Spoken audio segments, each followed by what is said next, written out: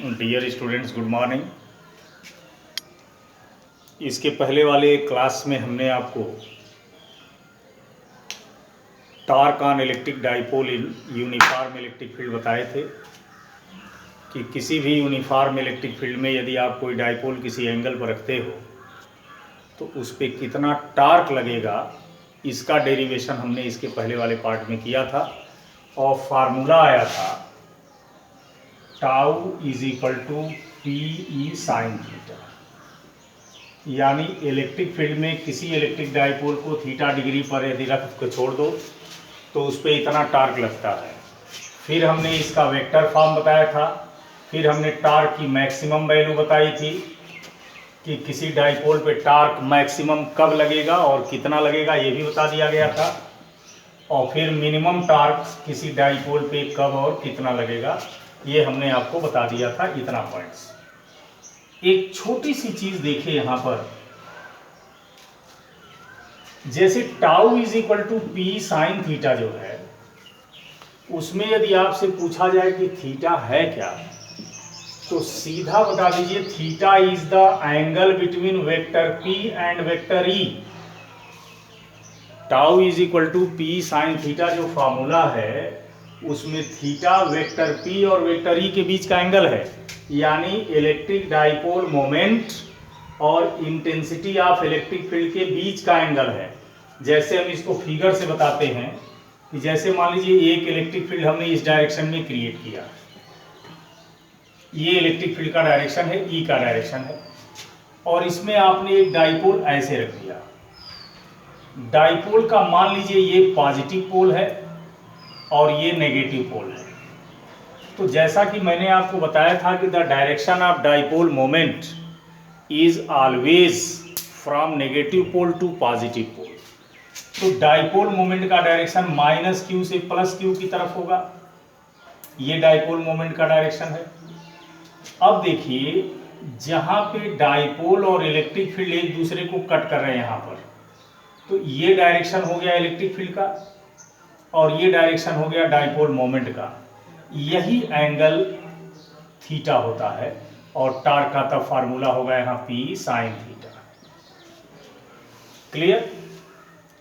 अब जैसे मान लीजिए एक इलेक्ट्रिक फील्ड यूनिफॉर्म हमने कहीं क्रिएट किया जिसकी इंटेंसिटी का डायरेक्शन ये दिखाया गया है। अब एक इलेक्ट्रिक डाइपोल मैंने ऐसे रख दिया, यानी इसका ये पॉजिटिव पोल है और ये नेगेटिव पोल है, और एक डाइपोल मैंने ऐसे रखा कि ये नेगेटिव पोल है और ये पॉजिटिव पोल है। ठीक है? तो इसके इलेक्ट्रिक डाइपोल मोमेंट का डायरेक्शन इधर हो गया पी का डायरेक्शन, और इसके इलेक्ट्रिक डाइपोल मोमेंट का डायरेक्शन ये हो गया।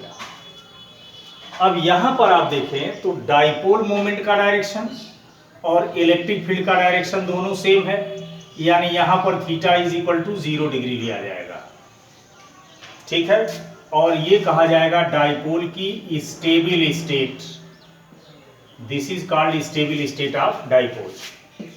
यहां पर आप देखें तो डाइपोल मोमेंट का डायरेक्शन ये है और इलेक्ट्रिक फील्ड का डायरेक्शन ये है, दोनों अपोजिट हैं, यानी यहां पर थीटा इज इक्वल टू हो जाएगा 180 डिग्री, और इसको कहा जाता है डाइपोल की अनस्टेबल स्टेट। कोई भी डाइपोल जब स्टेबल स्टेट में होगा तो उस पर लगने वाला नेट फोर्स, नेट टार्क 0 होगा, और यदि कोई डाइपोल अनस्टेबल स्टेट में होगा तो उस पर नेट फोर्स या नेट टार्क 0 नहीं होगा। तो यहाँ पर जो हमने क्यों इसको विशेष तौर पे बताया है, कभी कभी ऐसा होता है कि आपको ऐसे यूनिफॉर्म इलेक्ट्रिक फील्ड बना देगा और एक डाइपोल ऐसे रख दिया, इसमें मान लीजिए ये पॉजिटिव पोल है, ये नेगेटिव पोल है, और ये एंगल दे दिया थीटा, ये एंगल दे दिया है। तो ज़्यादातर बच्चे क्या करते हैं कि जब डाइपोल पे टार्क निकालने को दिया जाता है तो वो सीधा फार्मूला लिखते हैं पी साइन थीटा और थीटा की जगह ये वैल्यू ले लेते हैं। जबकि एक बात का विशेष ध्यान दीजिएगा कि कोई भी आपको न्यूमेरिकल दिया जाए, मैंने देखा है कि ऑब्जेक्टिव क्वेश्चंस भी तमाम ऐसे आते हैं जिसमें बच्चे थीटा को लेकर कंफ्यूज रहते हैं कि थीटा दिया है, ये थीटा दिया है और लिया कुछ और जाता है। तो यहाँ पर इसीलिए मैंने अलग फिगर बनाया है कि यदि आपको डाइपोल से रिलेटेड कोई न्यूमेरिकल आता है और उसमें एंगल कोई भी दिया हो, इससे आपका मतलब नहीं है।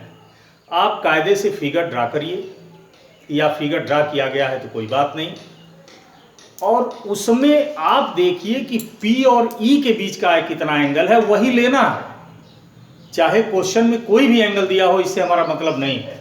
अब यहां पर देखिए, यहां जहां दोनों इलेक्ट्रिक फील्ड और डाइपोल दोनों जहां कट करते हैं, वहीं से देखिए इलेक्ट्रिक डाइपोल मोमेंट का direction negative pole to positive pole इधर होगा, और इलेक्ट्रिक फील्ड का डायरेक्शन ये आपको दिखाई दे रहा है।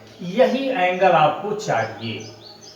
अब मान लीजिए क्वेश्चन में ये एंगल दिया है, तो ये हो जाएगा 180 माइनस थीटा। अब आपको ऐसे केस में टार्क निकालना है, तो P साइन थीटा नहीं, P sign 180 minus theta.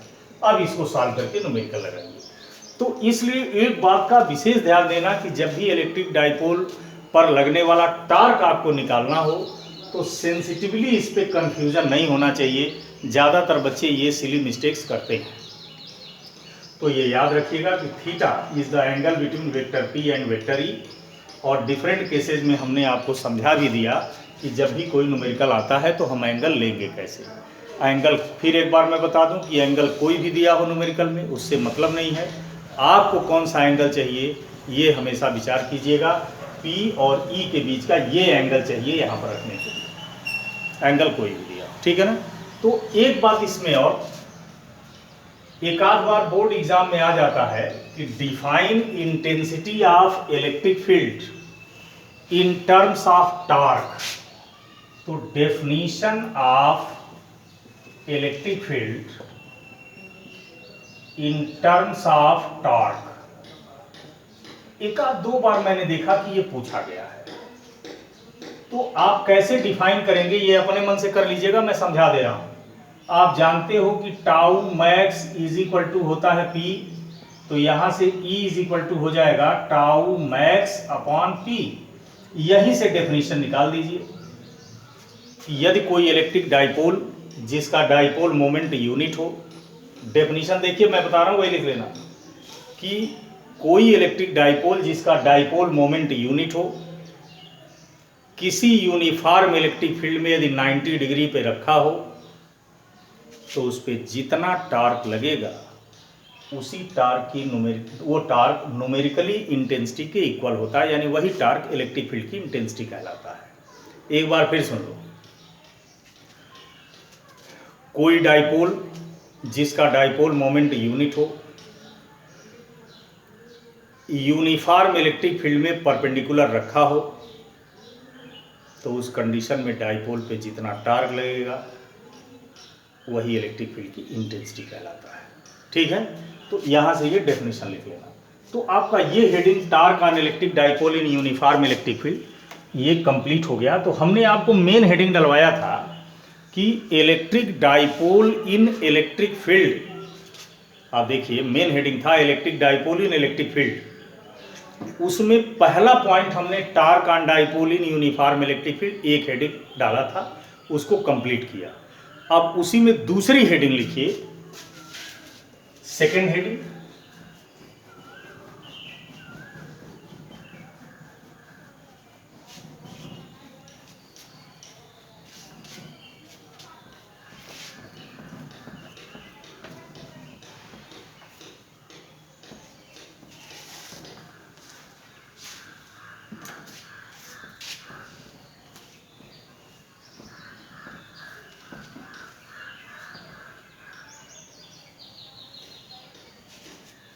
Electric dipole in electric field जो मेन हेडिंग है उसमें पहला हेडिंग बता दिया torque on dipole. Second heading देखिए oscillation of electric dipole in uniform electric field, oscillation of electric dipole in uniform electric field, ये second heading है। Suppose कर लीजिए कि हमने किसी रीजन में यूनिफॉर्म इलेक्ट्रिक फील्ड क्रिएट किया है और इस यूनिफॉर्म इलेक्ट्रिक फील्ड की इंटेंसिटी E है। अब इस यूनिफॉर्म इलेक्ट्रिक फील्ड में हमने एक इलेक्ट्रिक डाइपोल जिसका ये पॉजिटिव पोल है और ये नेगेटिव पोल है, स्टेबल स्टेट में रखा है। आप देख रहे हो इलेक्ट्रिक डाइपोल मोमेंट का डायरेक्शन ये है और इलेक्ट्रिक फील्ड का भी डायरेक्शन ये है, इसलिए ये डाइपोल इलेक्ट्रिक फील्ड में स्टेबल स्टेट में है। और किसी भी इलेक्ट्रिक डाइपोल को यूनिफॉर्म इलेक्ट्रिक फील्ड में यदि आप स्टेबल स्टेट में रख देते हो तो उस पर net force net torque zero होगा, और डाइपोल को जिस कंडीशन में रखे हो डाइपोल उसी कंडीशन में परमानेंट पड़ा रहेगा। ठीक है, तो हमने इलेक्ट्रिक डाइपोल को यूनिफॉर्म इलेक्ट्रिक फील्ड में इलेक्ट्रिक फील्ड के पैरेलल रख दिया, स्टेबल स्टेट में रख दिया। अब ये डाइपोल को ऐसे छोड़ दिया जाए तो ऐसे ही पड़ा रहेगा।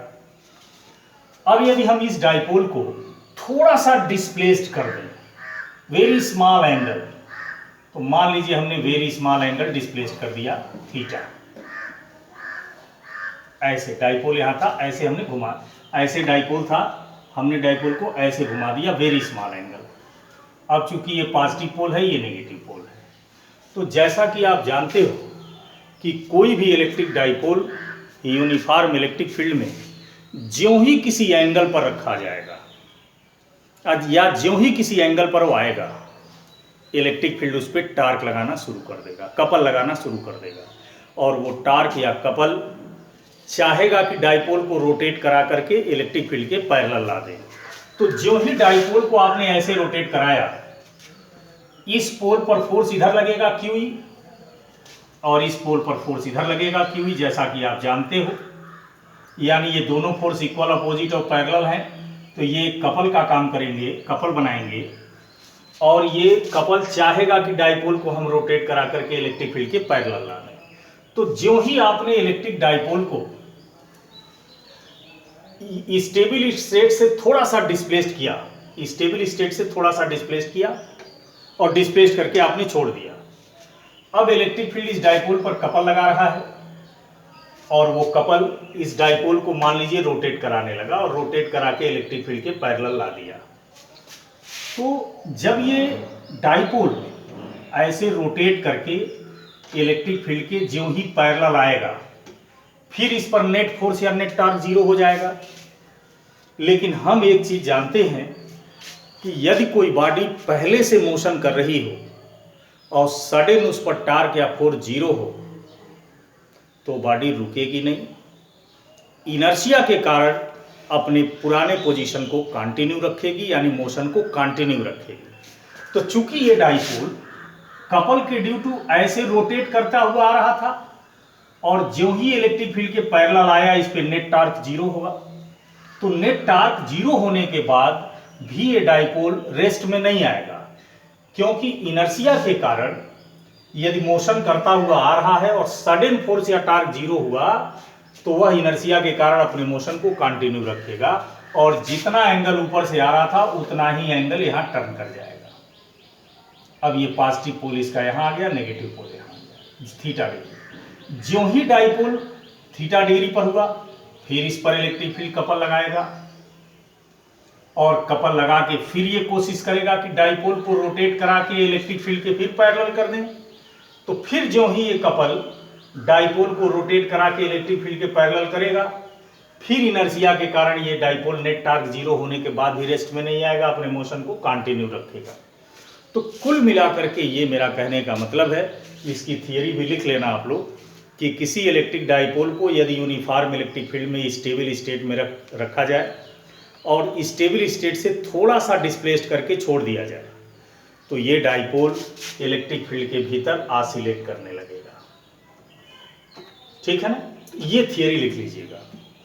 अब इस डाइपोल का ऑसिलेशन SHM होगा कि नहीं, और होगा तो इसका टाइम पीरियड फ्रीक्वेंसी कितनी होगी, इसी का कैलकुलेशन करना है।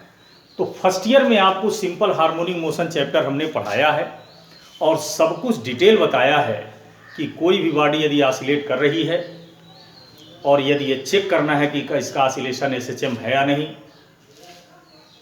और उसका टाइम पीरियड फ्रीक्वेंसी निकालनी हो, तो आप उसके लिए सबसे पहले क्या करते हैं कि जो बॉडी ऑसिलेट कर रही है उस पर आप देखते हैं कि रेस्टोरिंग फोर्स या रेस्टोरिंग टार्क कितना लग रहा है। रेस्टोरिंग फोर्स या रेस्टोरिंग टार्क का मतलब कि वह फोर्स या वह टार्क जो डाइपोल को उसके स्टेबल स्टेट में लाने की कोशिश करता है या लाता है, उसी फोर्स या टार्क को रेस्टोरिंग कहते हैं। तो किसी ये डाइपोल को चेक करना है कि इसका ऑसिलेशन एसएचएम है कि नहीं, तो सबसे पहले हम रेस्टोरिंग टार्क निकालेंगे। और रेस्टोरिंग टार्क कौन है? जो इस डाइपोल को स्टेबल स्टेट में ला रहा है, वही टार्क रेस्टोरिंग है। और जब रेस्टोरिंग टार्क हम निकाल लेंगे तो बाद में उसको सॉल्व कर देंगे तो सारी चीजें आ जाएंगी। जैसे यहां पर रिस्टोरिंग टार्क, यही इलेक्ट्रिक फील्ड द्वारा लगाया गया टार्क ही इसको स्टेबल स्टेट में ला रहा है, इसलिए रेस्टोरिंग टार्क हो जाएगा P sin थीटा। चूंकि हमने डाइपोल को जिधर डिस्प्लेस किया था रेस्टोरिंग टार्क उसके अपोजिट है, इसलिए रेस्टोरिंग टार्क नेगेटिव में। अब यहां पर हमने डाइपोल को वेरी स्मॉल एंगल डिस्प्लेस किया है, तो लिख देंगे if theta is very small, then जब थीटा बहुत स्मॉल होगा तो ऐसे केस में आप साइन थीटा की जगह थीटा लिख दीजिए, तब ये हो जाएगा tau is equal to minus p into theta. अब इसके बाद आगे हम सॉल्व करेंगे तो सारी चीज आ जाएगी। तो आप इतना आप घर पे थियरी इसकी लिख लेना, थियरी लिख के ये फिगर बना लेना और यहाँ तक डिराइव कर देना। नेक्स्ट वीडियो में इसको हम कंप्लीट कर देंगे। Thank you.